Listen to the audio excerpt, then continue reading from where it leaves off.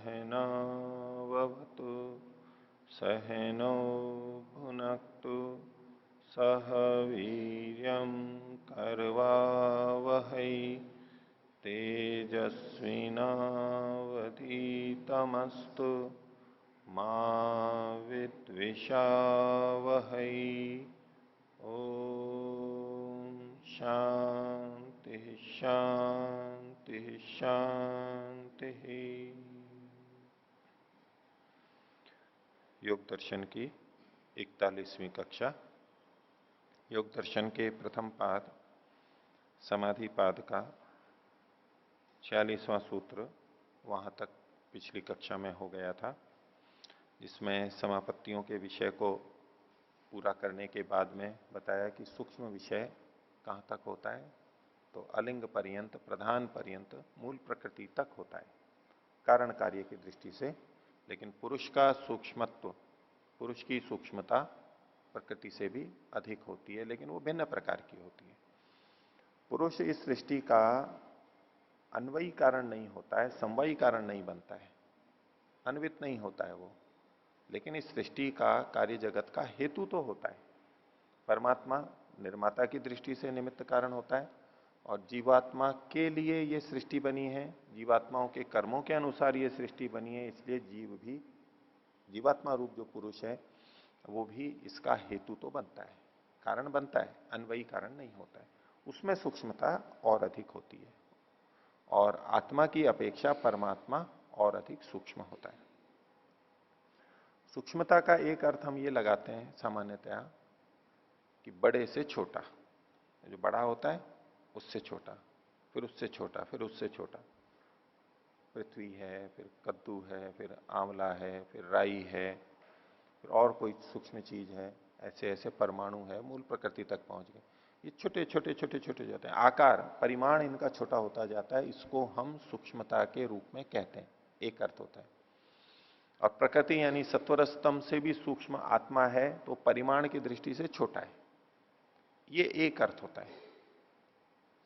सूक्ष्मता का एक दूसरा अर्थ भी होता है कि अब जब हम कहते हैं कि परमात्मा कैसा है, तो परमात्मा बोले प्रकृति से भी सूक्ष्म है, आत्मा से भी सूक्ष्म है, तो क्या परमात्मा इतना छोटा सा है और आत्मा से भी छोटा सा है? अब सूक्ष्मता का वो अर्थ यहां पर नहीं लिया जाता है। सूक्ष्मता का दूसरा अर्थ होता है जो स्थूल वस्तुओं के अंदर रह लेता है।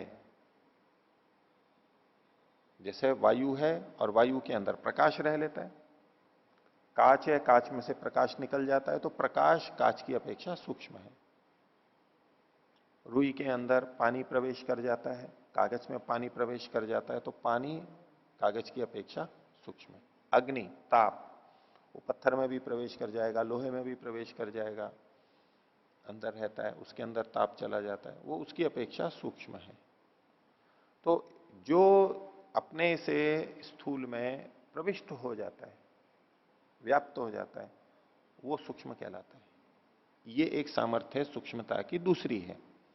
तो पहला है छोटा छोटा होता जाना, उस दृष्टि से परमात्मा सबसे सूक्ष्म नहीं है, आत्मा की अपेक्षा बड़ा है, और वो तो सर्वव्यापक है, तो सबसे बड़ा है, प्रकृति से भी बड़ा है।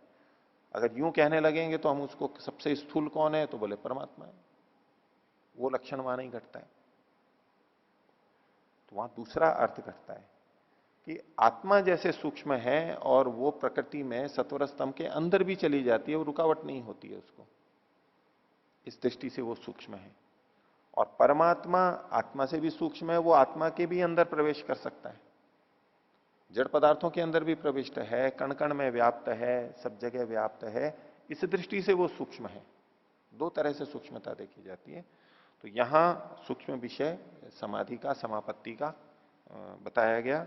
और ये जो समापत्तियां बताई गई चार, ये चारों की चारों सबीज समाधि है, क्योंकि उसमें बहिर्वस्तु बीज होता है, कुछ ना कुछ आलंबन आधार रहता है बाहर का।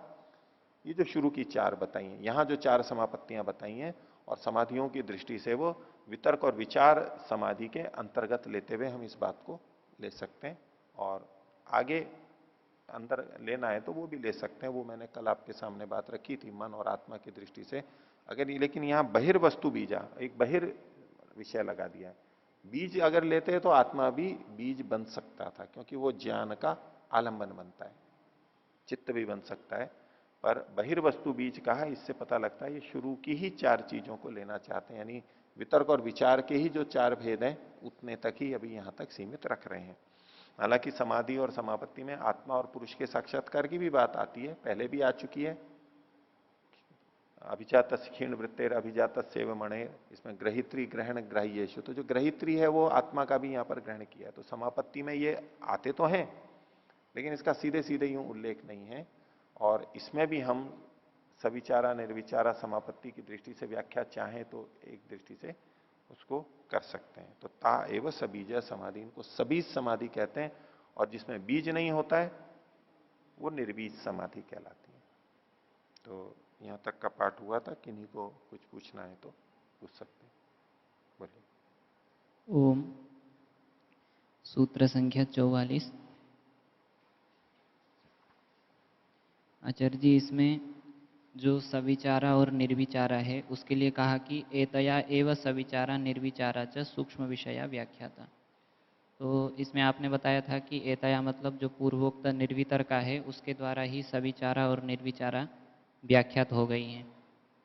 और नीचे सबसे भाष्य की जो सबसे अंतिम पंक्ति है उससे भी ऐसे ही पता लगता है, लेकिन इसमें कुछ व्याख्याकार ऐसा मानते हैं कि सविचारा और सवितर्का और सविचारा, निर्वितर्का और निर्विचारा, अर्थात सवितर्का में तो स्थूल विषय रहता है और उसमें विकल्प भी रहता है, और सविचारा में विषय सूक्ष्म हो जाता है लेकिन वो वितर्क रहता है, उसमें भी विकल्प रहता है शब्दार्थ ज्ञान का, और निर्विचारा में उसके विपरीत रहेगा। तो इसमें थोड़ी स्पष्टीकरण। लेकिन देखिए वो संगत मेरे को नहीं लगता है, क्योंकि सविचारा और निर्विचारा इन दोनों की व्याख्या निर्वितर्का की तरह से करनी है हमें, ठीक है। निर्वितर्का की जो विशेषता थी वो इन दोनों में भी है। जो व्याख्या आपने रखी कि सवितर्का और सविचारा ये शब्दार्थ ज्ञान से संकीर्ण रहेंगे, अगर ये वाला अर्थ ले लिया जाता है, तो ऐसी स्थिति में सविचारा की व्याख्या निर्वितर्का से कैसे कर पाएंगे? कैसे व्याख्या होगी? व्याख्या मतलब जैसे ये है वैसा ये है उसकी तरह से, वह एतया है वह उसके समान ये है, उससे व्याख्या हो जा रही है, तो क्या मतलब है? जैसी वो थी वैसी ये है, यहां ये तात्पर्य। तो हमें एक बिंदु तो निर्वितर्का का यहां दोनों जगह घटाना ही होगा, और वो यही पकड़ में आता है कि निर्वितर्का के अंदर शब्दार्थ ज्ञान की संकीर्णता नहीं थी, अर्थ मात्र था, वो यहां इन दोनों में भी है। तो उसको हमें, मेरे को तो यही अधिक संगत लगता है इसी तरह से, और ऐसे ऐसा बहुत सारे व्याख्याकारों ने लिखा भी है। आप जो बता रहे हैं उस तरह भी व्याख्या की गई है, लेकिन वो संगत नहीं लग रही है। और निर्वितर्का से सविचारा निर्विचारा की व्याख्या कर दी जाए, इसका यह भी मतलब नहीं है कि सविचारा और निर्विचारा बिल्कुल समान हो जाएंगे। इनके अपने भेद हैं, इनकी अपनी विशेषता है, और जैसी निर्वितर्का है बिल्कुल वैसी ही सविचारा और निर्विचारा हो, यह भी नहीं कह सकते। सूक्ष्म विषय की एक भिन्नता तो हो ही गई, उसके अलावा भी इसमें भिन्नताएं हैं। जिन बिंदुओं पर पीछे विचार नहीं किया गया था यहां पर विचार किया गया, देश काल निमित्त का। तो सविचारा में सूक्ष्म विषय हुआ और निर्वितर्का जैसा है, और देश काल निमित्त का भी बोध है वहां पर। अब निर्विचारा में इससे विशेषता आ गई है इसकी अपेक्षा, तो उससे निर्वितर्का से इन दोनों की तुलना की जा रही है। उसका ये भी मतलब नहीं है कि दोनों एक जैसी हैं, अलग अलग हैं, लेकिन निर्वितर्का की कुछ समानता इन दोनों में मिलेगी, और वो संकीर्णता का न होना यही समझ में आता है। तो उस दृष्टि से सविचारा शब्द और ज्ञान से युक्त है, यानी संकीर्ण है, ये पक्ष मेरे को दुर्बल लगता है। आचार्य जी, ये तो समझ में आया। एक दूसरा प्रश्न है कि निर्विचार समापत्ति में कहा कि सर्वथा सर्वतः शांतोदिता व्यपदेश्य धर्मानवच्छिन्नेषु सर्वधर्मानुपातिषु सर्वधर्मात्मकेषु या समापत्ति सा निर्विचारा। तो मतलब तीनों धर्मों से युक्त जो पदार्थ है उसका ग्रहण होता है, लेकिन युक्त नहीं, रहित है। अनवच्छिन्न है। अनवच्छिन्न, हाँ, अयुक्त है। अर्थात सर्वधर्मानुपाती। हाँ, हैं सब धर्म, सब धर्म जिसमें रहते हैं, ऐसे भूत सूक्ष्मेशु, भूत सूक्ष्मों में अभी नहीं है सारे, अभी नहीं है, एक साथ उपस्थित हो गए इसलिए उसको पता लग रहा है, ऐसा नहीं कह रहे, लेकिन उसमें ये सारे हो सकते हैं। हाँ, तो ये निर्विचारा समापत्ति के लिए तो ऐसा कह रहे हैं, और निर्विचारा समापत्ति चूंकि सूक्ष्म विषय वाली होती है, परंतु सूक्ष्म विषय में तो हमें सर्वधर्मानुपाति का बोध हो रहा है, तो क्या जो निर्वितर्का समापत्ति है वो स्थूल विषय वाली है, तो स्थूल विषयों का सर्वधर्मानुपाति बोध होगा कि नहीं होगा? नहीं, नहीं होगा। तो परम उसमें प्रत्यक्ष। तो उदित का ही होगा, केवल उदित का ही होगा। निर्वितर्का क्या कह रहे हैं ना? हाँ, निर्वितर्का में शब्दार्थ ज्ञान की संकीर्णता नहीं होगी, बस इतना ही है। लेकिन किस धर्म का बोध होगा? उदित धर्म का ही होगा। उस तरह का यहां पर संकेत नहीं है। और कि भाई आप इससे तुलना करना चाह रहे हैं कि निर्वितर्का निर्विचारा की तरह से हो, ठीक है, एक तात्पर्य लिया जा सकता है, लेकिन ऐसा कोई संकेत मेरे को तो मिल नहीं रहा है। शब्द साम्य से थोड़ा हम लगा सकते हैं कि वहां भी ऐसा होना चाहिए, नहीं तो निर्वितर्का का जो विषय है, स्थूल विषय, उसके सब धर्मों का एक साथ ज्ञान उसको नहीं हो पाएगा, ऐसा कुछ हम सोच सकते हैं। लेकिन मैं सोचता हूं कि इसमें जो जैसे इन्होंने कहा ताय व सबीज समाधि और सूक्ष्म विषयत्वम चालिंग पर्यवसानम, और वशीकार का भी जो कहा था इन्होंने, उभय कोटि में जाते हुए जो उसका वशीकार है, सूक्ष्म से और अधिक से अधिक, तो ये जो निर्विचारा की स्थिति में जो पहुंच गया है, सब धर्मों का जो ज्ञान कर पा रहा है, वो इनका भी कर पाएगा, ऐसी संभावना की जा सकती है अगर उसको जाना है तो वहां पर, क्योंकि उसकी सामर्थ्य तो बन चुकी है सूक्ष्म विषयों के सब धर्मों का एक साथ ज्ञान होने की। तो लिखा नहीं है, लेकिन अगर वो चाहे वहां जाना, यानी स्थूल भूतों में सूक्ष्म विषयों से छोड़ के, हालांकि उसको आवश्यकता नहीं है, चाहे तो ये जा सकता है। और निर्वितरका में ये चीजें होंगी, इसका कोई संकेत नहीं है। उसमें तो केवल इतना ही भेद है कि वो संकीर्ण है, सवितरका और निर्वितरका असंकीर्ण है, इतना ही भेद है। जी, इसमें इसलिए शंका हो रही थी क्योंकि निर्वितर्का को तो कहा कि परम प्रत्यक्ष है वो, तो अगर इस दृष्टि से देखें जिसमें सारे धर्म पता लग रहे हैं, तो परम प्रत्यक्ष तो वो होना चाहिए, न कि जिसमें केवल एक धर्म पता लग रहा है। परम प्रत्यक्ष है, ये भी परम प्रत्यक्ष है, ये उससे भी परम है, ये और भी सूक्ष्मता में चले गए। तो क्रमशः तो ऊपर ऊपर जाना चाहिए। वो परम प्रत्यक्ष इस रूप में है कि केवल वस्तु मात्र का है, सापेक्ष कथन ही लेना चाहिए कि शब्दार्थ ज्ञान से संकीर्ण नहीं है, उस स्थिति में वो देख रहा है तो बहुत अच्छी तरह से देख रहा है, परम प्रत्यक्ष है। ठीक है, विचारणीय बिंदु रख सकते हैं इसको। बोलिए। आचार्य जी, 43वें सूत्र में जो निर्वितरका के बारे में बताए थे, किसके? निर्वितरका। निर्वितरका के बारे में, तो उसमें निर्वितरका में शब्द अर्थ ज्ञान में से केवल अर्थ रहता है, शब्द और ज्ञान नहीं रहता है बताए हाँ। थे। तो शब्द ज्ञान नहीं रहने का मतलब क्या बिल्कुल ही नहीं रहते हैं, या वो गौण हो जाते हैं? उसको किस प्रकार? नहीं रहेगा, उस समय तो हट ही जाएगा। जिस समय वो देख रहा है, तो उसका प्रत्यक्ष कर रहा है, तो पहले रहेगा कि भाई ये चीज है, क्योंकि वो सवितरका से निर्वितरका में जाएगा। तो जिस समय सवितरका है तब पता है कि इस वस्तु का नाम ये है, मैं इसका ध्यान कर रहा, इसका प्रत्यक्ष कर रहा हूं, ये उस समय चलता रहेगा। फिर जब धीरे धीरे करते करते शब्द छूट जाएगा, अब उसको उस समय नहीं हो रहा है शब्द का बोध, लेकिन वो समाधि जब निर्वितरका हट जाएगी और फिर जब वो स्मरण करेगा, तब उसको रहेगा कि मैंने इस चीज पे समाधि लगाई थी, तब तो शब्द आ जाएगा, तब अनुभव भी आ जाएगा कि मैं उस समय ये अनुभव कर रहा था। लेकिन इसको आप उस दृष्टि से देखिए कि जब हम किसी वस्तु में, व्यक्ति में, घटना में खो जाते हैं, अब नाम वाम सब हट जाते हैं। लौकिक लौकिक व्यवहार में भी ऐसा होता ही है, नाम हट जाएगा। एक है कि आप जिस नाट्यशाला में गए हैं, सिनेमा घर में गए हैं और वहां देख रहे हैं, बैठे बैठे हमें नाम भी ध्यान आ रहा है कि मैं इस सिनेमा घर में हूं, अभी खेल देख रहे हैं तो मैं इस मैदान में हूं, इस स्टेडियम में हूं, ये सब नाम है। खेल में खो जाते हैं तो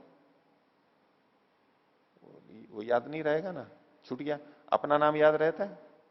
जैसे पहले रहेगा कि भाई मैं देख रहा हूं, मेरा नाम ये है, मेरा ये रंग रूप है इत्यादि, मेरा घर ये है। वहां हम सारे घर को भूल जाते हैं, घर का कोई व्यक्ति याद नहीं आता है ना, उसी में खो जाता है व्यक्ति, अपना नाम भी भूल जाता है वो। कोई पूछेगा बाद में तो बता सकता है, वो तो स्मृति से आएगा, लेकिन उस समय में छूट जाता है। खिलाड़ियों के नाम भूल जाएगा वो खेल में ही रम जाएगा, व्यक्ति में रम जाएगा, उसका नाम वगैरह सब हट जाएगा। ये स्थितियां तो लौकिक में भी हमारी बनती हैं, वहां पर ऐसा ही मानना चाहिए। तो शब्द तो हट जाएगा, शब्द नहीं रहेगा। इसका मतलब ये समझना पड़ेगा कि जब वो व्यक्ति व्युत्थान संस्कार में आता है, हाँ व्युत्थान स्थिति में आता है, तब उसके स्मृति में ये चीजें रहते हैं कि मैं इस चीजों का मैंने वहां पर प्रत्यक्ष किया था। हाँ, तो उस समय उसको वो चीजें पता चलता है, उस ऐसा समय भी है। पता लगेगा उसको, यूं पता लग पाता है। आपका प्रश्न यूं बन सकता है कि जिस समय शब्द का ज्ञान नहीं हो रहा है उसको निर्वितरका में, तो बाद में स्मृति भी कैसे आएगी कि मैंने इसका ज्ञान किया। तो उसका उत्तर जो मैं पीछे दे रहा था कि जो सवितरका से निर्वितरका में जा रहा है। सवितरका में शब्द था, प्रत्यक्ष वहां भी हो रहा है, वो भी सामान्य प्रत्यक्ष नहीं है, बहुत अच्छा प्रत्यक्ष हो रहा है, वहां शब्द जुड़ा हुआ है, और उसी से फिर वो शब्द छोड़ के अंदर चला गया और गहराई में चला गया, और फिर उससे निकलेगा, जब निकलेगा तब फिर शब्द आ जाएगा। तो उसको पता रहेगा कि ये जो मेरी अनुभूति हुई, मैं किसको देखते हुए निर्वितरका समापत्ति में चला गया था, उसको पता लग जाएगा, क्योंकि आगे और पीछे तो शब्द जुड़ा हुआ है, उस समय नहीं था। और उस समय वो स्मरण कर सकता है कि मैं जिस समय निर्वितरका स्थिति में था तब कोई शब्द नहीं था। ये तो ध्यान काल में भी बहुतों को हो जाता है, शुरुआत में ही हो जाता है। एकाग्रता जब बनती है तो मान लीजिए ओम शब्द लिया या कोई मंत्र लिया, छूट जाता है वो, अर्थ अर्थ रह जाता है, वो शब्द को बोलने की इच्छा ही नहीं करती है उसकी, और शब्द उसको बाधक लगने लग जाता है। एक स्थिति होती है कि शब्द बार बार चल रहा है, मंत्र बार बार चल रहा है, उसको वो अपनी सफलता मानता है साधक, लगातार ओम का जप चलता रहा, लगातार मंत्र चलता रहा, उसको सफलता मानता है, और है भी सफलता उस स्तर पर। लेकिन जहां वो अर्थ की भावना में अधिक चला जाएगा, अब शब्द भी उसको बाधक लगेगा। पहली तो ये स्थिति बनेगी कि शब्द उसके कम हो जाएंगे। पहले वो शब्द में ही केंद्रित था, तेजी से कर रहा था, 1 मिनट में 100 200 तेजी से कर रहा, फिर कम हो जाएंगे। 1 मिनट में मान लो 60 पे आ गया, 1 मिनट में 30 पे आ गया, 1 मिनट पे 10 में आ गया, 1 मिनट में एक ही पे ही आया, और वो भी छूट गया बाद में, अर्थ पे चला जाता है। क्योंकि शब्द को बोलेगा तो उसकी एकाग्रता कुछ वहां जाएगी, मन वहां लगेगा, चित्त वहां लगेगा, उतना उतना उसको न्यूनता दिखती है अपनी भावना के अंदर, गहराई में उसको न्यूनता दिखाई देती है, तो करना ही नहीं चाहता है, लगे ये तो बाधक है मेरे लिए। एकाग्रता में जो अनुभूति हो रही है, सुख की अनुभूति हो रही है, बहुत गहराई की अनुभूति हो रही है, उसमें उसको बाधक लगने लगता है, वो शब्द को छोड़ ही देगा, इच्छा ही नहीं करेगी उसकी, केवल भाव में चला जाता है। तो ये शब्द छूटना तो ध्यान काल में कुछ समय बाद ही होने लगता है, प्रारंभ में भी हो सकता है, अपनी अपनी स्थिति है, शब्द छूट जाता है, अर्थ की भावना बनी रहती है। हाँ, अभी लेकिन जो अर्थ की भावना है उसमें फिर वो विचार कर रहा है या शब्द चल रहे हैं, वो भी हो सकता है। जप वाला शब्द मंत्र तो छूट गया है, लेकिन फिर भी जो अर्थ की भावना चल रही है वहां भी शब्द और वाक्य तो आ रहे हैं उसके, ऐसा संभव है, लेकिन आगे चल करके वो भी समाप्त हो जाएगा। शब्द से रहित हो सकता है वो, बिल्कुल से रहित हो सकता है ये स्थिति में, तो यहां पर भी हो सकता है। ये तो ठीक है आचार्य। क्लेश कर्म विपाक शरीर परामृष्ट पुरुष विशेष ईश्वर में जो प्रकृति लीन के बारे में बताए थे कि जो जिस प्रकार प्रकृति लीन का उत्तर बंध कोटि संभावित है, इस प्रकार वहां प्रकृति लय योगियों की। हाँ, प्रकृति लय योगियों की। तो इससे पहले तो बोले थे कि जो मुक्त कोटि वाले हैं उनका पूर्व बंध कोटि हमें पता है कि उनका था, और यहाँ पर वो बोले हैं कि संभावित है। इसका मतलब ये निश्चित नहीं है कि वो उस बंधन कोटि में आएगा ही। नहीं, वो संभावना इस रूप में है कि कभी भी हो सकती है, सम्यक रूप से होने वाली है वो संभावना का वो अर्थ नहीं है। भावना मतलब होना, सत्ता में आना, सम्यक रूप से अवश्य आना, संभावना शब्द जो हम अभी बोलते हैं वो संभावना है कि ऐसा हो सकता है, होगा ये निश्चित नहीं है। इस अर्थ में हम जो लेते हैं, एक है कि सम्यक रूप से होना ही है, वो तो निश्चयात्मक है। वहां हो सकता है, हो सकता है मतलब होगा। जैसे कि आप पाठ बंद कर सकते हैं, ठीक है। तो वो संभावना निश्चयात्मक रूप से। हाँ। अलिंग जो मूल प्रकृति है, हाँ। उसको अव्यक्त प्रकृति क्यों कहा? अव्यक्त क्यों कहा? अव्यक्त क्यों? तो सारे तन्मात्रा ये है, उसको जब तक नहीं जानेंगे तब तक तो सब अव्यक्त नहीं, ही है। तन्मात्राएं तो व्यक्त हैं, क्योंकि उसमें जब वो तक नहीं शब्द, जानेंगे। देखो व्यक्त और अव्यक्त शब्द की व्याख्या देखनी होगी। आप प्रश्न इस ढंग से कर रहे हैं कि जिसका हमें ज्ञानेंद्रियों से ज्ञान नहीं हो रहा है वो अव्यक्त है। आप इस लक्षण को मन में रख करके प्रश्न रख रहे हो कि मूल प्रकृति को, यानी सत्वर स्तंभ को ही क्यों अव्यक्त कहा? तन्मात्राएं भी तो हमारे लिए अव्यक्त हैं, तो उनको भी तो अव्यक्त कहना चाहिए था। ठीक है, ये सापेक्ष कथन है। आप जिस बात पे कह रहे हो कि जैसे हमको आंख से दिखाई नहीं देता है, ये तन्मात्राएं, स्पर्श नहीं होता है उनका इत्यादि, उस स्तर पे वो हमारे लिए अव्यक्त हैं। ठीक है, उस स्तर पे हमारे लिए वो अव्यक्त हैं, कह सकते हैं। वो तो हम औरों को भी कह सकते हैं। कोई व्यक्ति होता है, वो लापता हो जाता है, गुम हो जाता है, वो महीनों तक सालों तक पता ही नहीं लगता है उसका, भूमिगत हो गया है, बोले अंडरग्राउंड हो गया है, वो कहीं चला गया, छुप गया, अव्यक्त हो गया, उसका कोई पता नहीं है। उसको भी कह देते हैं, यूं तो दिखता है वो।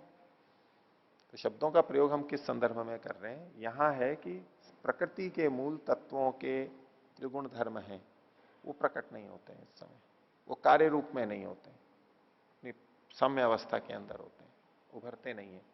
बस इतने अर्थ में वहां पर मूल प्रकृति को ही अव्यक्त कहा। और ये इनका पारिभाषिक तांत्रिक शब्द है, एक टेक्निकल वर्ड है इनका। ठीक है, तकनीकी शब्द है इसका, पारिभाषिक शब्द है इस शास्त्र का। या अव्यक्त का मतलब, अव्यक्त मतलब मूल प्रकृति। अब तो समझ में आया होगा आपको,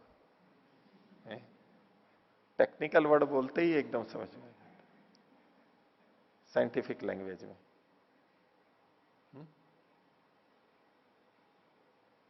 पूछिए। 41वें सूत्र में हम्म। जो मुक्त पुरुष का वर्णन आया था, हम्म। तो वो मुक्त पुरुष ग्रहित्री से भिन्न माने थे, आत्मा से अलग माने थे। अपने से अलग। हाँ। हाँ, ये जो योगी है, हाँ। ये तो अपनी साधना कर रहा है, समापत्ति लगा रहा है, इसको भी मुक्त नहीं कहेंगे। ये संप्रज्ञात समाधि की स्थिति चल रही है।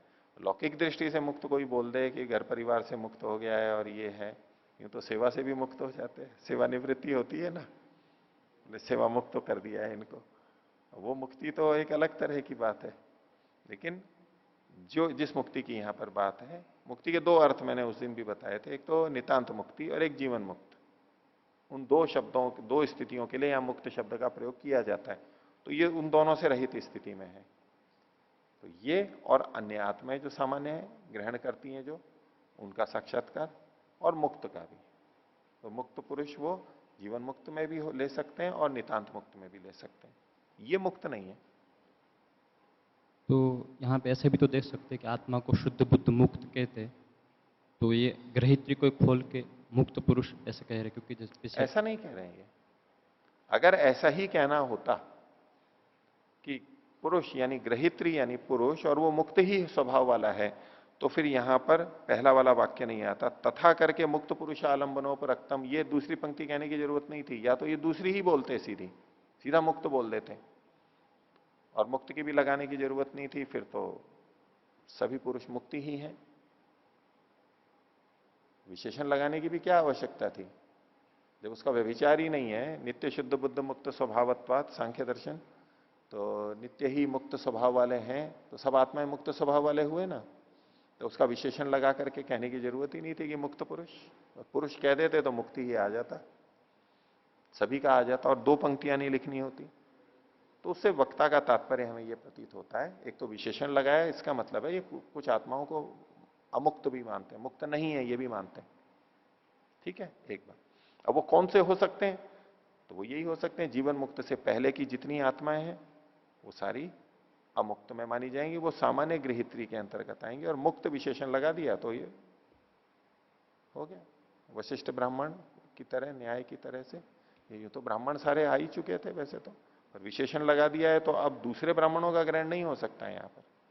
अब यहां मुक्त पुरुष कह दिया है तो जो जीवन मुक्त या नितांत मुक्त हैं उससे अतिरिक्त जो सामान्य मुक्त पुरुष के, जो सामान्य दृष्टि से मुक्त कह देते हैं, उनका ग्रहण नहीं हो सकता यहां पर, विशेष कथन हो गया। बोलो। तो जो यहाँ तथा कहा तो इससे पता चल रहा है कि ये भिन्न है ये गृहीत। भिन्न है, तथा से पता लग रहा है। तो इसी तरह ऊपर जो ग्राह्य का जो बाद में उसके बाद कहा तथा भूत सूक्ष्म उपरक्तम, तो ये भी उससे फिर अलग आएगा। तथा ग्राह्य में तथा कहाँ है? ग्राह्य उसके बाद जो उसी को खोल रहे तथा भूत सूक्ष्म उपरक्तम, ग्राह्य को तथा भूत सूक्ष्मोपरक्तम। हाँ, यहां पर कहा ऊपर तो यथा है, ऊपर जो है ना यथा ग्राह्य ग्राह्य आलंबनोपरक्तम चित्तम, वहां यथा लिखा हुआ है, तथा है या यथा है? वहां तो यथा, इसमें तथा मतलब यथा कर, ग्राह्य के पहले तथा लिखा हुआ है। यथा है। देखो इसमें जो है ना उपाश्रय रूपाकारेण निर्भासते, ये पंक्ति आ गई। उपाश्रय भेदात तत्तद रूपोपरक्तम उपाश्रय रूपाकारेण निर्भासते। अब इसके आगे जो शब्द है वो क्या है? यथा है? यथा, तथा लिखा है एक में तथा एक में यथा। यहाँ, यथा शब्द ठीक है, ये यथा शब्द ठीक है यहाँ पर चूंकि लोगों को लगता है कि यथा स्फटिक उपाश्रय भेदात, वो यथा आ गया तो यहाँ तथा आना चाहिए, इसलिए तथा कर देते हैं। वो नहीं, ये यहां पर यथा ही शब्द ठीक है, यथा ही शब्द है, उसको संपादन कर देते हैं। फिर जो परंपरा से पाठ आ रहा है वो यथा आ रहा है, तो मेरे को तो वो यथा ही यहां पर संगत लगता है। मेरा तो उससे अगला का है, उससे जो तथा भूत सूक्ष्मेषु। हाँ, तो ग्राह्य को ही खोल रहे, तो ये तथा बोल रहे, तो इसकी जैसे वहां भिन्न देख रहे, गृहित को तथा कहे तो इसका मतलब भिन्न है, तो यहाँ पे भी भिन्न देख। आपको और अच्छी तरह से बोलना पड़ेगा तब मेरे को समझ में आएगा। जैसे ग्रहित्री के बाद, ग्रहित्री के वर्णन के बाद तथा मुक्त पुरुष आलमन उपरक्तम कहा, हाँ तो इस तथा से निकाल रहे कि ग्रहित्री से अलग है इसलिए तथा कहा। हाँ, उसी तरह ग्राह्य आलमन उपरक्तम के बाद, इस वर्णन के बाद जब तथा भूत सूक्ष्म तथा प्रयोग किए हैं, तो ये जो तथा है वो उससे अलग होना चाहिए। उसी तरह जैसे हाँ, अलग होना चाहिए, ठीक है। ये भूत सूक्ष्म है यहाँ पर, तथा भूत सूक्ष्मोपरक्तम तो उससे भिन्न है। यहाँ भूत सूक्ष्म और दूसरे जो चीजें कही गई हैं उससे भिन्न जो सामान्य ग्राह्य है उसका कथन माना जाएगा ऊपर, इसको छोड़ के। जैसे यहां पर हमने मुक्त पुरुष को छोड़ करके पुरुष का ग्रहण किया, ऐसे वहां पर भी जो है तथा, तथा भूत सूक्ष्मोपरक्तम, तथा स्थूलालंबनोपरक्तम, ये जो आगे जो वर्णन के हैं, तथा विश्व भेदोपरक्तम, इनको छोड़ करके वहां पर ग्रहण करेंगे। तो फिर वो सामान्य कथन है। ये सामान्य मैंने आपको बताते समय ये इस तरह का कि जैसे हम सामान्य रूप से जानते हैं उस तरह से यहां पर उदाहरण लेना चाहिए। ग्राह्यालंबनोपरक्तम चित्तम जैसे सामान्य रूप से होता है, क्योंकि पहले स्फटिक का उदाहरण दिया वो तो लौकिक उदाहरण दिया अलग चीज का। अब हम सामान्य रूप से, हर सामान्य व्यक्ति, समापत्ति वाला नहीं, हर सामान्य व्यक्ति भी ऐसा ही करता है, ग्राह्य आलंबनोपरक्तम चित्तम, ऐसा ही होता है। ये भी एक तरह का उदाहरण दिया जा रहा है। वो स्फटिक का उदाहरण था, ये मनुष्यों में उदाहरण दिया जा रहा है, प्राणियों में उदाहरण दिया जा रहा है, ये भी बनेगा उदाहरण ही, इसलिए यहां पर यथा लिखा। अब करके तथा करके, तथा भूत सूक्ष्मोपरक्तम, अब ये दिए जा रहे हैं जो कि समापत्ति के विषय हो सकते हैं, और उसमें विश्व रूप भी कह दिया, और भी जितने भी रूप हैं सबका ग्रहण हो जाएगा। ठीक है, आगे देखिए।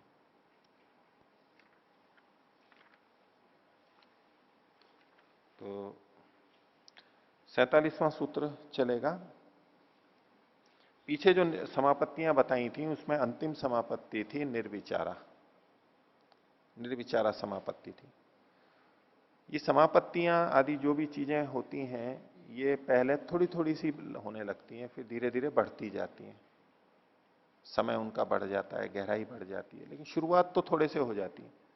प्रारंभ थोड़ा हुआ, इसका ये अर्थ नहीं होता है कि वो सारी चीजें एकदम आ गई हैं, धीरे धीरे होता है। योग के अंतरायों में अलब्ध भूमिकत्व और अनवस्थितत्व। तो किसी ने थोड़ा सा छू लिया, ये अलब्ध भूमिकत्व तो नहीं रहा, भूमि तो उपलब्ध हो गई है, एक बार ही हुई भले या कभी कभी हुई है, लेकिन अनवस्थित तत्व रहता है, वो वहां से नीचे आ जाता है। अनवस्थित तत्व कब जाएगा? जब उसमें उसकी पारंगतता होगी, बार बार करेगा, तो पहले तो उपलब्धि लेता है, उपलब्धि लेने के बाद में अब वहां स्थिति आ जाती है, स्थायित्व आ जाता है। ये सब जगह घटेगा, किसी भी क्षेत्र में, लौकिक हो चाहे आध्यात्मिक हो। शुरुआत में उसकी व्यापकता, कुशलता नहीं हो पाती है। तो ऐसा ही निर्विचार में है, उसकी निर्विचार समापत्ति हुई, वो प्रारंभ था, फिर अभ्यास करते करते करते उसमें कुशलता आ गई है, योग्यता बढ़ गई है। उस संदर्भ में ये अगला सूत्र है 47वां, निर्विचार वैशारद्य अध्यात्म प्रसाद। निर्विचार का जब वैशारद्य होता है, वैशारद्य का मतलब है उसमें कुशलता आ जाती है, बहुत योग्य बन जाता है वो, तब क्या होता है? अध्यात्म प्रसाद होता है। प्रसाद तो बहुत खाए होंगे आपने, सभी खाते रहते हैं। ऐसा कुछ विशेष कृपा। अब यूं तो मिठाई खाते हैं तो बोले लो मिठाई खा लो, और यूं कहें तो बोले प्रसाद खा लो, तो उसके साथ में भावना जुड़ जाती है, कुछ कृपा होती है, आशीर्वाद होता है, ये चीजें कुछ भावनाएं जुड़ जाती हैं। तो अध्यात्म का प्रसाद, कोई चीज उपलब्ध होती है हमारे को, वो कैसी है, उसको कहा अध्यात्म, आध्यात्मिक प्रसाद मिलता है उसको। निर्विचार का वैशारद्य होने पे, कुशलता आने पर, और उसमें वो योग्य बन जाता है और वो स्थिर देर तक रहता है, तब अध्यात्म का प्रसाद मिलता है, आध्यात्मिक प्रसाद मिलता है। वो क्या आध्यात्मिक प्रसाद है वो आगे बताएंगे। एक स्थिति बताइए, भाष्य में देखिए, अशुद्ध्यावरण मलापेतस्य प्रकाशात्मनो बुद्धि सत्वस्य रजस्तमोभ्याम अनभिभूत स्वच्छ स्थिति प्रवाहो वैशारद्यम। वैशारद्य क्या है, उसको खोला। अशुद्धि के आवरण रूप मल जिसके हट गए हैं, ऐसा।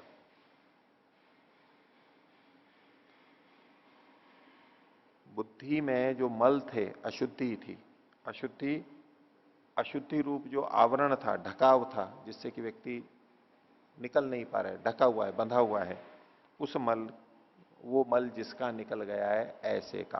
किसका? बुद्धि सत्व से, बुद्धि सत्व का, बुद्धि तत्व का। चित्त ही मतलब है यहां पर, चित्त मन कहें, बुद्धि सत्व कहें, बुद्धि तत्व का, अंतःकरण जो है उसका। और वो कैसा है? दूसरा का प्रकाशात्मन, जो प्रकाश रूप है। प्रख्या रूपम ही चित्त सत्वम, जो वहां पर कहा, तो वो प्रख्या क्या हो, प्रकाश रूप का हो, ज्ञान रूप प्रकाश का हो। प्रख्या रूपम ही चित्त सत्वम।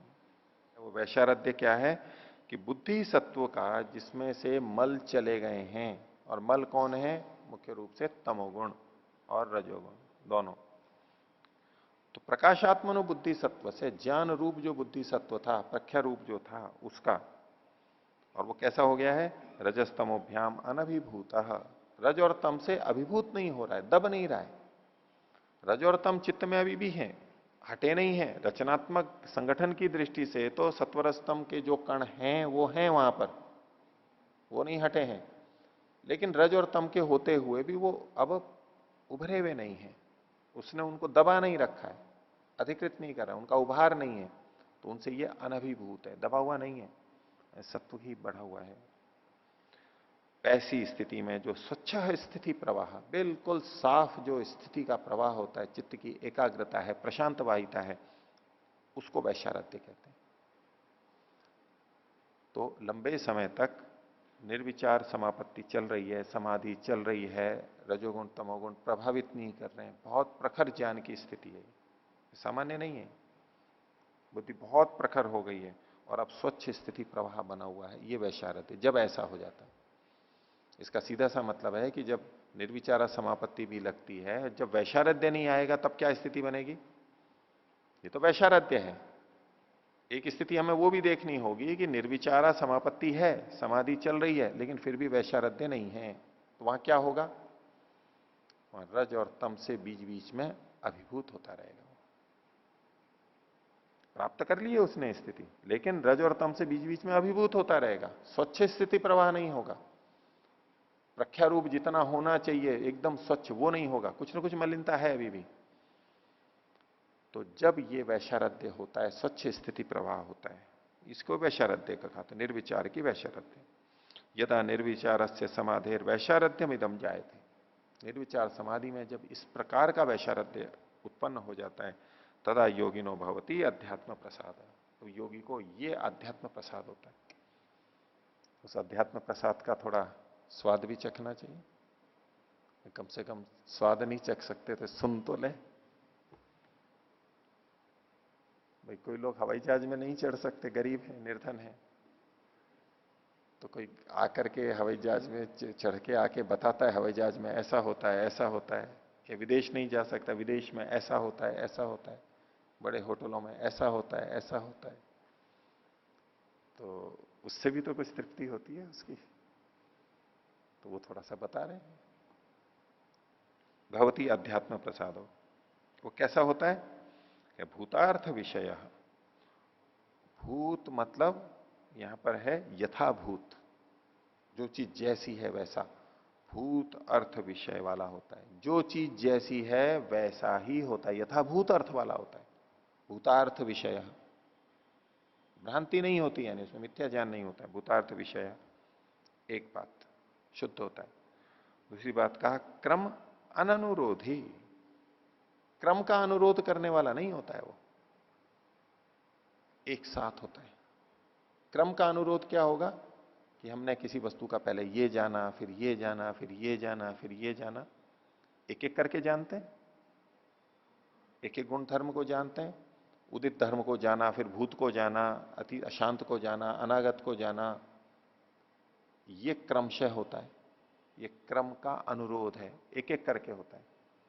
अब सामान्य रूप से हम जब किसी को जानते हैं, वस्तु हो व्यक्ति हो, कैसे जानते हैं? एक साथ तो नहीं जानते पूरा, एक एक करके जानते हैं। थोड़ा जाना, फिर और जानते हैं, फिर और जानते हैं, और सामने भी जानते हैं। तो मान लीजिए किसी को देख भी रहे हैं तो आंख पूरे शरीर को एक साथ थोड़ा ना देख लेती है,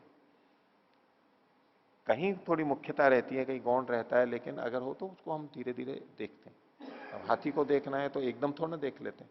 अब दूर हो तो ठीक है, दूर हो तो एक साथ देख लिया कि यह हाथी है, लेकिन फिर भी उसमें पूरा नहीं जानते हम, क्रमशः जानते हैं, फिर एक एक चीज पे केंद्रित होते हैं। तो क्रमशः जानते हैं, पुस्तक पढ़ते हैं तो क्रमशः पढ़ते हैं, खाना खाते हैं तो क्रमशः खाते हैं, हर चीज हमारे को ज्ञान होती है वो क्रमशः होती है, क्रम का अनुरोध वहां बना रहता है। लेकिन ये ऐसा ज्ञान है, ये एक ऐसी स्थिति है अध्यात्म प्रसाद जिसमें क्रम का अनुरोध नहीं रहता, वो क्रम अनुरोधी होती है। ये क्रम का अनुरोध नहीं होता, यानी एक साथ ज्ञान होता है, एक क्षण में, एक ही बिल्कुल एक साथ सारी चीजें, जो कि हमें असंभव लगेगा। एक साथ कैसे जान सकते हैं? अब ऋषि उद्यान में कोई आया इस आश्रम में, तो एक साथ कैसे जान सकता है? पहले वो देखेगा, वो देखेगा, वो देखेगा, लेकिन ऐसा कि सारा का सारा एक साथ ज्ञान हो गया। परमात्मा के विषय में हम समझ सकते हैं कि परमात्मा को कैसा ज्ञान होता है, क्रमशः तोड़ना होता है, क्रम का अनुरोध नहीं होता है, वो हर एक साथ सारा ज्ञान होता है किसी भी वस्तु का। तो ऐसा ही यहां निर्विचार की का वैशारद्य होने पर ये इतनी अधिक एकाग्रता है, इतनी ऊंची स्थिति है, ये इतना ऊंचा प्रत्यक्ष है कि बस सारा का सारा ज्ञान एक साथ होता है। जैसे जैसे हमारी कुशलता बढ़ती है तो हम बड़ी तेजी से ज्ञान कर लेते हैं, कोई धीरे धीरे करता है। कोई गुप्तचर विभाग का व्यक्ति हो और वो किसी को ढूंढ रहा हो और पहचान ना हो, उसकी आंखें चलती हैं, वो बहुत जल्दी पहचानता है। और कोई नया व्यक्ति आता है तो वो एकदम से ऊपर से नीचे तक सारा देख लेगा। उनके पास में कुछ क्षण होते हैं, कुछ मिनट होते हैं, कुछ सेकंड होते हैं, उतने में जितनी ज्यादा सूचना ले सके उतना उनको प्रशिक्षित किया जाता है। हम सामान्यतया देखते हैं तो हम इन बातों पे ज्यादा ध्यान नहीं देते, थोड़ा थोड़ा देखते हैं। उनको सबको होता है कि उसकी आंखें कैसी हैं, उसके भौहें कैसी हैं, उसके बाल कैसे हैं, उसकी नाक कैसी है, उसका रंग कैसा है, कहीं चिन्ह था, कहीं सलवट थी, हर चीज को बड़ी सूक्ष्मता से वो पहचान करके अंदर रखते चले जाते हैं, ताकि बाद में हो तो उसका हुलिया बता सकते हैं। और हम सामान्य रूप से मिलते हैं और हम हमें पूछें कि कैसे कैसे हैं, तो हम बहुत सारी चीजें बता ही नहीं सकते।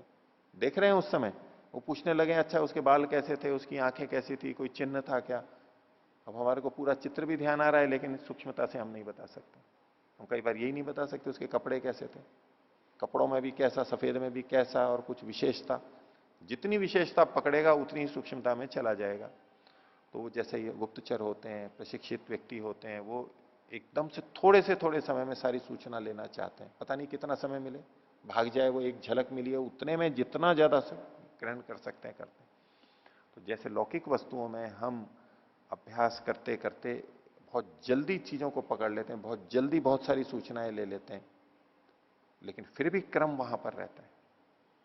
तो यहां बिना क्रम के एक साथ सारी जानकारी कर लेता है, ये इस प्रत्यक्ष की विशेषता है।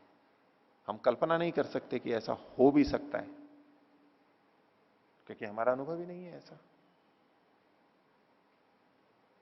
तो ये ज्ञान होता है, एक तो भूतार्थ विषय होता है, दूसरी विशेषता है क्रम का अनुरोध ही नहीं होता है, अननुरोधी।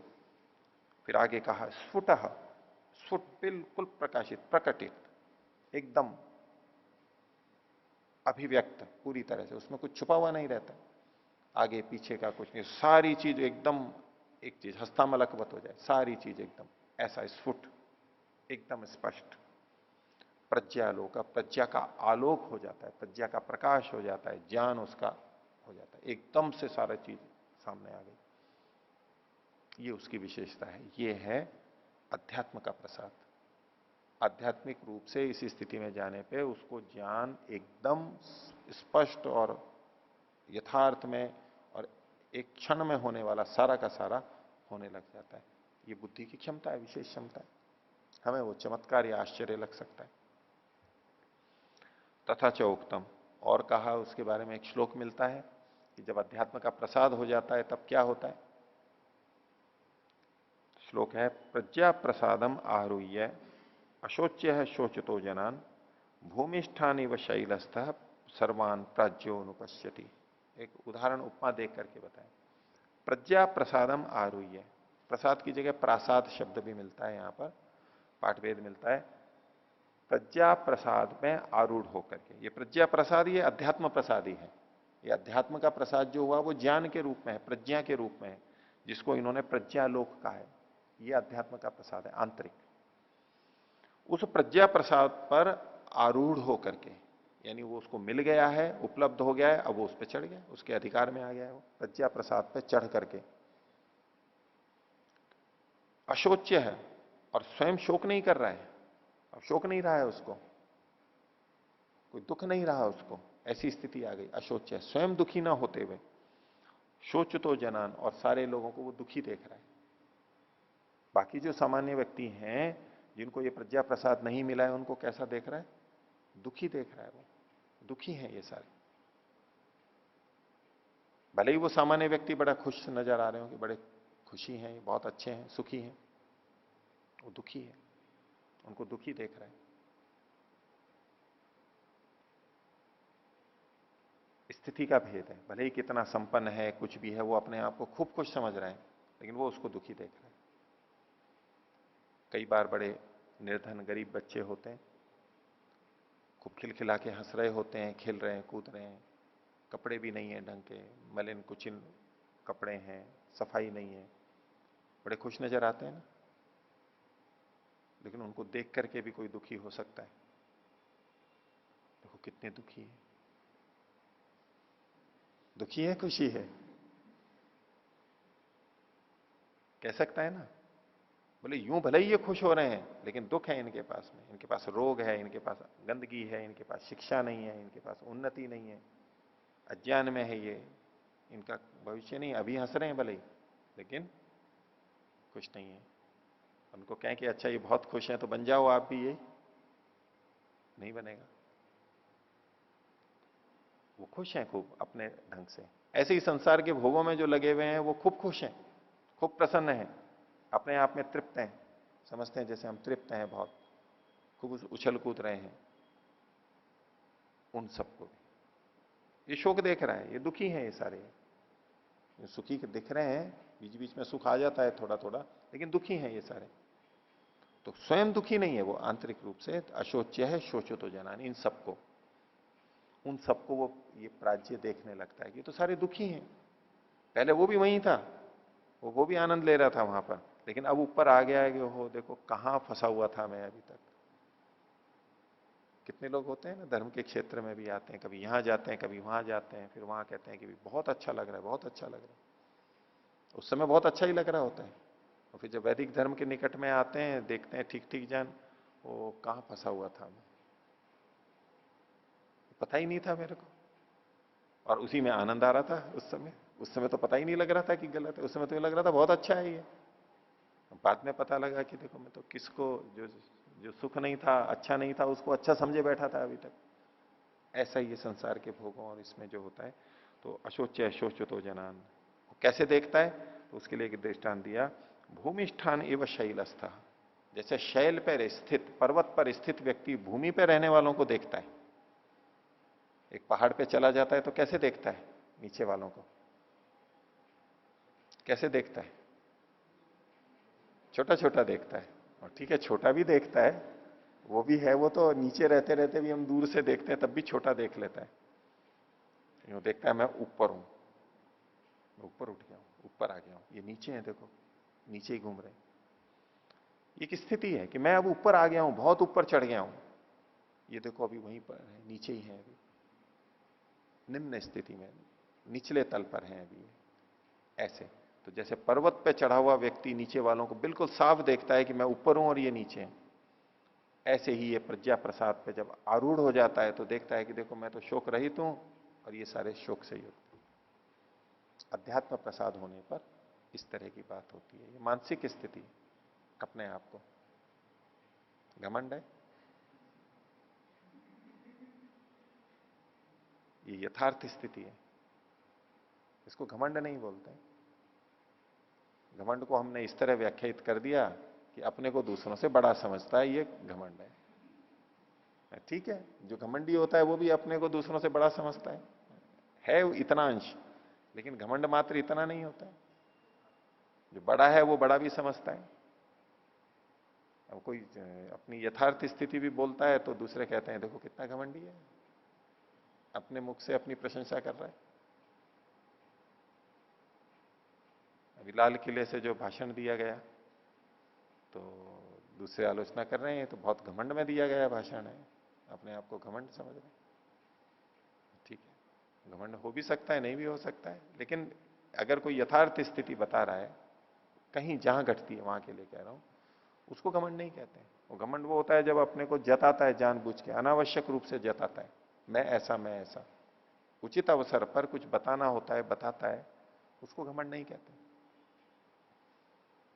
अब आजकल साक्षात्कार होते हैं, जो इंटरव्यू होते हैं, उसमें अपने बारे में लिखते हैं, तो पहले ये संकोच रहता था अपने बारे में लिखेंगे तो वो परीक्षक क्या समझेंगे, इंटरव्यू वाले, साक्षात्कार करने वाले अपने बारे में ये लिखता है कि मैं दयालु हूं, मैं परोपकार करता हूं और ये करता हूं। एक मानसिकता रहती थी कि वो कम से कम लिखते थे, बस सामान्य लिख देते थे। अब आजकल वो प्रवृत्ति कम हो गई है, बोले नहीं आपकी जो योग्यता है वो तो लिखनी चाहिए, इसमें कौन सी घमंड की बात है, जो उचित है वो लिखो कि भाई मेरी इस कला में रुचि है, मैं ये है, मेरी ये अतिरिक्त गतिविधियां हैं, मैं इन में रुचि रखता हूं, मेरी इसमें विशेष योग्यता है, अपनी बात को प्रस्तुत करना है, वो कोई दोष नहीं है, अपने आप में दोष नहीं है। अब प्रस्तुत करने जा रहे हो तो प्रस्तुत करना है, अवसर है, बोलना ही चाहिए। किसी से उसका जीवन वृत्त मांगा, बायोडाटा मांगा और उसने ये सारी बातें लिख दी, बोले बड़ा घमंडी है या घमंडी है, महिला हो या पुरुष हो, शादी से पहले भी लेते हैं, उसने अपने कुछ गुण लिख दिए दो चार, बोले ये तो बड़ी घमंडी है, अभी से ही लिख रहा है ऐसा, ये लिख रही है, पता नहीं बाद में क्या करेंगे। वही बायोडाटा पूछा ही इसीलिए है आपने कि उसकी क्या क्या योग्यताएं हैं, अब उसने लिख दिया तो अब ये भी दोष हो जाएगा। अयथार्थ रूप से कोई कथन करता है, दूसरे को नीचा दिखाने के लिए करता है, उसके साथ गलत व्यवहार करता है, अमानवीय व्यवहार करता है, तो ये दोषप्रद माना जाता है, नहीं तो उचित है, ये प्रस्तुत किया जा सकता है। वेदाहमेतम पुरुषम महानतम, मैं उस परम पुरुष को जानता हूं। कितना घमंडी है, वेद मंत्र कह रहे हैं, तो वेद मंत्र तो घमंड की बात नहीं करेगा। वेद मंत्र में बहुत सारे ऐसे आत्मविश्वासपूर्ण मंत्र हैं और बड़ी बड़ी बातें हैं। मैं सूर्य बन गया हूं, मैं इंद्र बन गया हूं, मैं ये हो गया हूं, मैं ये, और मैं इसको, मैं सबसे बड़ा बन गया हूं, इत्यादि बातें हैं। यथार्थ में है तो कोई दोष नहीं, तो ये भी कोई घमंड नहीं है। तो निर्विचार वैशारद्य अध्यात्म प्रसाद। और जब ये अध्यात्म प्रसाद होता है तो क्या होता है, चूंकि यहां इन्होंने प्रज्ञालोक की बात कही, तो अब एक विशेष प्रज्ञा उत्पन्न होती है जिसका विशेष नाम दिया गया। तो 48वां सूत्र है ऋतंभरा तत्र प्रज्ञा। इसमें एक प्रज्ञा बुद्धि उत्पन्न होती है जिसका नाम है ऋतंभरा। ऋतंभरा, बड़ा नाम सुनते हैं ऋतंभरा। समाधि में एक बुद्धि उत्पन्न होती है, बोले ऋतंभरा प्रज्ञा हो गई है इनको, ऋतंभरा स्थिति प्राप्त हो गई है। समाधि साधकों की बात कर रहा हूं, उसकी बात है। किसी का नाम ऋतंभरा है वो अलग चीज है, ये प्रज्ञा है। ऋतंभरा तत्र प्रज्ञा, प्रज्ञा का नाम ऋतंभरा है। और ये अनवर्थ संज्ञा है, भाष्यकार स्वयं खोल रहे हैं। तस्मिन समाहित चित्तस्य या प्रज्ञा जायते, उस समाहित चित्त वाले की जो प्रज्ञा बुद्धि उत्पन्न होती है, तस्या ऋतंभरा इति संज्ञा भवती, उस प्रज्ञा का नाम ऋतंभरा होता है, संज्ञा है। और अनवर्था चसा, ये अनवर्थ है, जैसा नाम वैसे गुण। ऋतंभरा, ऋतंभरा अभी खोल रहे हैं स्वयं ही। तो सत्यमेव वो विभरती, वो सत्य का ही भरण करती है, सत्य को ही प्राप्त करती है। ऋत का मतलब सत्य, भरा मतलब विभरती, धारण करती है। सत्य सत्य को ही लेती है, असत्य को नहीं लेती है बिल्कुल भी, ठीक ठीक बात ही लेती है। तो अनवर्था चसा, अनवर्थता को बताया, सत्यमेव विभरती। फिर और स्पष्ट किया, न च तत्र विपर्यास ज्ञान गंधो अपि अस्ति। विपर्यास ज्ञान की, विपर्यास कहते हैं विपर्य ज्ञान, विपरीत ज्ञान, मिथ्या ज्ञान की वहां पर गंध भी नहीं है। गंध भी नहीं है मतलब लेश मात्र भी नहीं है, वस्तु तो है नहीं, बोले कि ना घी की गंध तो आ रही है गंध तो आ रही है। वैसे व्याकरण में वो शब्द प्रयोग भी है, मुहावरा है संस्कृत का। तो जब कम घी होता है, कम घी दिया हुआ हो, है तो सही घी, गंध ही नहीं वास्तव में भी है, लेकिन कम होता है तो कहेंगे सर्पी गंधी या तो घृत गंधी। बस इसमें गंध गंध आ रही है, इसमें गंध मात्र है ये तो बहुत थोड़ा है, थोड़े के अर्थ में गंध शब्द का है। तो गंध भी नहीं होती है वास्तव में, तो छोड़ दो। बर्तन में गंध रह जाती है, चीज सारी साफ कर दी लेकिन फिर भी उसकी गंध रह जाती है उस बोतल में, पात्र के अंदर। तो बोले गंध तो अभी भी नहीं गई, तो बोले वहां गंध भी नहीं रहती, पूरी तरह समाप्त हो जाता है। ऐसा विपर्यास ज्ञान गंधोपि न अस्ति। अब देखो इनका विज्ञान कितना ऊंचा पहुंचा हुआ था। ज्ञान में कोई गंध होती है, ये आज तक किसी वैज्ञानिक को पता नहीं लगा होगा नहीं पता लगा होगा ना। देखो विज्ञान खोज सकते हैं ना हम इसके अंदर, और इसके लिए प्रयोग कर सकते हैं फिर हम, कि ज्ञान में भी गंध तो कोई ना कोई अवश्य होती होगी। आजकल के वैज्ञानिक नहीं है, और हम शास्त्रों के आधार पर ऐसी बात बता सकते हैं सिद्ध करके कि देखो ज्ञान में भी गंध होती है। ऐसा कर सकते हैं ना? नहीं, मुहावरे हैं, भाषा का प्रयोग है। भाषा को ठीक समझेंगे तो इधर उधर नहीं होंगे, नहीं तो इसी में खप जाएंगे। कई बार उसी में देखने लगे, वो हम अलग दृष्टि से देखने लगते हैं। ये तो मुहावरा है बस। ज्ञान की, विपर्यास ज्ञान की गंध भी नहीं है वहां पर, क्योंकि शास्त्र दूसरी जगह कहता है कि ज्ञान में कोई गुण नहीं होता, ज्ञान खुद गुण है, गुण में गुण नहीं होता है। इसमें शब्द स्पर्श रूप रस गंध नहीं मिलेंगे ज्ञान के अंदर, अमूर्त है ये, वो हमारे को पता है। तो इसलिए मुहावरे को मुहावरे के रूप में ले लेंगे, आगे चलेंगे फिर। तो विपर्यास ज्ञान गंधोपि अस्ति तथा चौक्तम, और आगे कहा गया आगमेन अनुमानेन ध्यानाभ्यास रसेन च त्रिधा प्रकल्पयन प्रज्ञाम लभते योगम उत्तमम। तीन प्रकार से त्रिधा प्रज्ञाम प्रकल्पयन, अपनी प्रज्ञा को बढ़ाता हुआ, सामर्थ्य को बढ़ाता हुआ, योग्यता को बढ़ाता हुआ, लभते योगम उत्तमम, उत्तम योग को प्राप्त कर देता है, ऊंची स्थिति को, असंप्रज्ञात समाधि को। उत्तम योग कौन सा है? असंप्रज्ञात वाला, निरोध अवस्था वाला योग है, उसको प्राप्त कर लेता है। कैसे? त्रिधा, 3 प्रकार से, प्रकल्पयन प्रज्ञाम, प्रज्ञा को बढ़ाता हुआ, समर्थ करता हुआ। अर्थात ये सारा का सारा ज्ञान पे केंद्रित है, प्रज्ञा पे केंद्रित है, आंतरिक रूप से होता है। बाकी सारे साधन उसको बढ़ाने के लिए। प्रज्ञा नहीं है तो आगे योग में कोई गति नहीं है। तो 3 कौन कौन से प्रकार हैं? तो कहा आगमेना, आगम प्रमाण से, शब्द प्रमाण से सुन करके, अनुमानेन और अनुमान करके, और ध्यानाभ्यास रसेन च, और ध्यान के अभ्यास के रस से। रस का मतलब आदर है, और इसको इसमें बड़ा रस है, उसके प्रति बड़ा आदर है, उसको अच्छा लगता है। तो ध्यान समाधि के अर्थ में भी यहां लिया जा सकता है। तो उसके रस से 3 प्रकार से अपनी प्रज्ञा को बढ़ाता है। लौकिक प्रत्यक्ष है वो तो अलग हो ही गया, आगम से इसने किया, अनुमान से भी किया, अपनी बुद्धि को बढ़ाया, और ये ध्यानाभ्यास रस से भी बढ़ाया। ध्यान के माध्यम से ये जो समापत्तियां और पीछे ज्ञान ऋतंभरा प्रज्ञा की बात आ रही है, इससे भी अपनी बुद्धि को बढ़ाता गया। तो इस प्रकार 3 प्रकार से बुद्धि को समर्थ बनाता हुआ उत्तम योग को प्राप्त करता है। ये तीनों आवश्यक है, तीनों आवश्यक है। कुछ लोग इसकी व्याख्या आगम को श्रवण से लेते हैं, मनन को अनुमान शब्द से मनन को लेते हैं, और ध्यान को इसको प्रत्यक्ष से भी लेते हैं, निधिध्यासन से ले लेते हैं। समाधि भी इसका अर्थ ले लेते हैं, निधिध्यासन भी लेते हैं। तो इन प्रकार से बुद्धि को उत्पन्न करता हुआ उत्तम योग को प्राप्त करता है। ये ऋतंभरा प्रज्ञा की बात। तो आज का पाठ इतना ही रखते हैं। प्रणव।